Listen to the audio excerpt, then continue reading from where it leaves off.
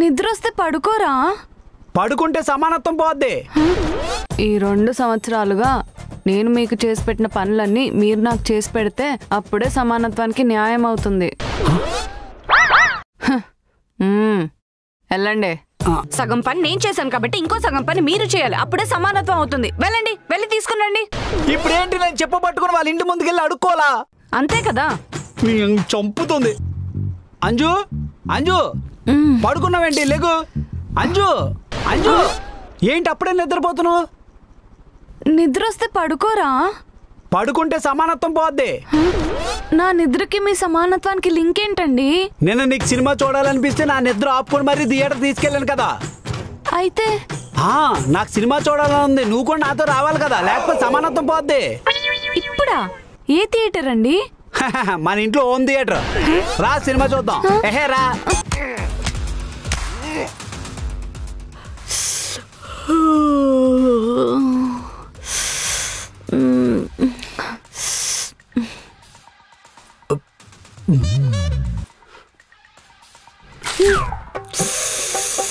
ఏంటి పడుకున్నావు? సమానత్వం లేచి సినిమా చూడు. A few moments later.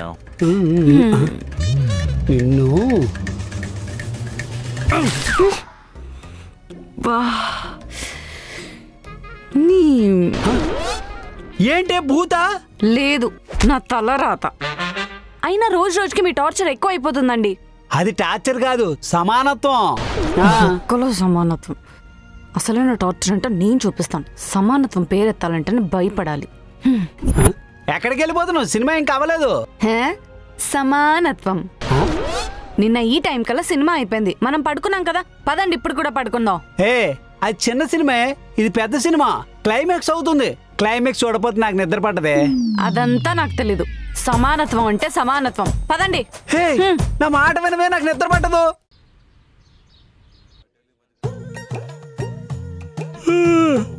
Anju coffee తేవే.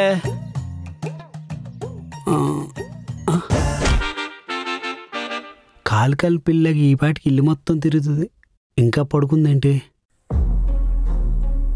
నాకేం మాయరోగం రాలేదు, బానే ఉన్నా. అంజు నువ్వు లేచే ఉన్నావా? పడుకొని ఉన్నాను. లేచెక్కడున్నా? ఈ మధ్య నీకు కామెడీ సెన్స్ ఎక్కువ అయిపోతుంది. నాకు కామెడీ సెన్స్ కాదు, మీకు కామన్ సెన్స్ తక్కువ అవుతుంది.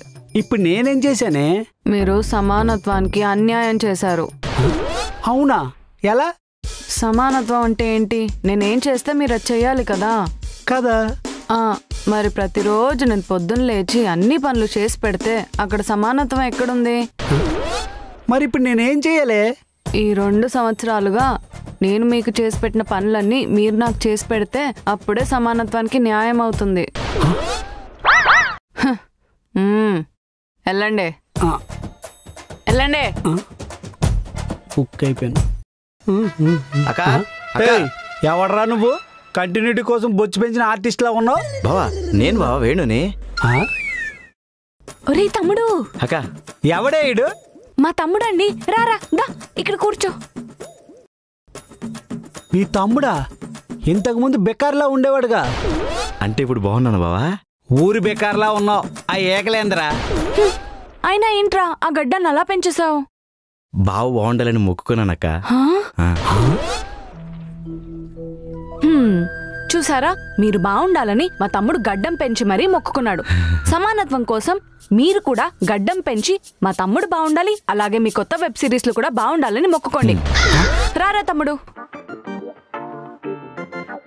సమానత్వం కోసం నేను కూడా ఊరు బేకర్లా తయారవ్వాలా? ఏమండి, లేగండి. అప్పుడే తెల్లారిందా? ఇప్పుడే రాత్రి అయింది. మరెందుకే ఎవరో పోయినట్లు లేపుతున్నావు? నిజంగానే పోయిందండి. ఎవరు పోయారే?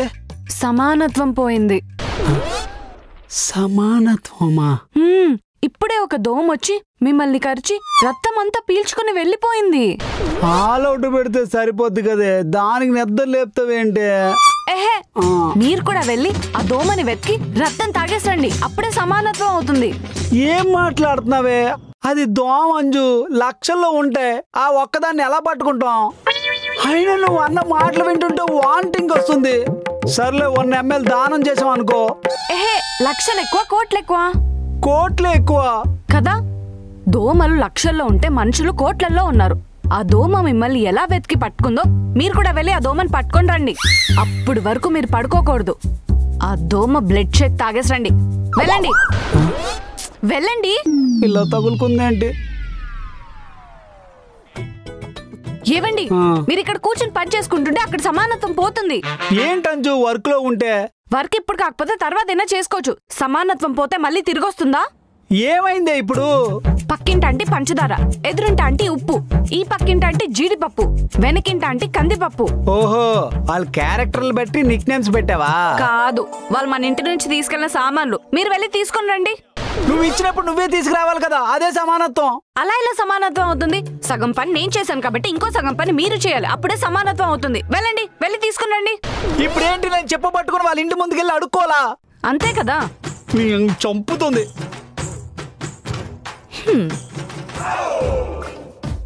ఇంకమ సమానత్వంతో చంపుతుంది. అసలుకే చాలా వర్క్ ఉంది. దేవుడా, దీని నుంచి నువ్వే నన్ను కాపాడాలి. వచ్చేసింది. దేవుడు కూడా నన్ను లైట్ తీసుకుంటున్నాడు. దేవుడి దాకా ఎందుకండి, పక్కింటి అంకులే మిమ్మల్ని లైట్ తీసుకున్నాడు. ఏమైందే? ఆయన మన ఇంటి ముందు నడుచుకుంటూ వెళ్తున్నప్పుడు మన ఇంట్లోకి తొంగి చూసాడండి. మెయిన్ డోర్ ఓపెన్ లో ఉందా? క్యాజువల్ గా ఏదో చూసుంటాడులేవే. అబ్బా, అదంతా నాకు తెలీదు. ఆయన మన ఇంట్లోకి తొంగి చూశాడు కాబట్టి మీరు కూడా వాళ్ళ ఇంటి ముందుకెళ్ళి వాళ్ళ ఇంట్లో తొంగి చూడాలి. అప్పుడే సమానత్వం అవుతుంది.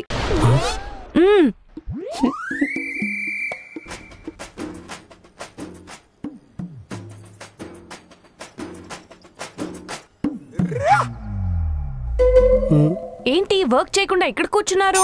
నువ్వెక్కడ నన్ను వర్క్ చేయనిస్తున్నావే? చెడగొడుతున్నావు. అది కాకుండా నన్ను కొట్టిస్తున్నావు కూడా.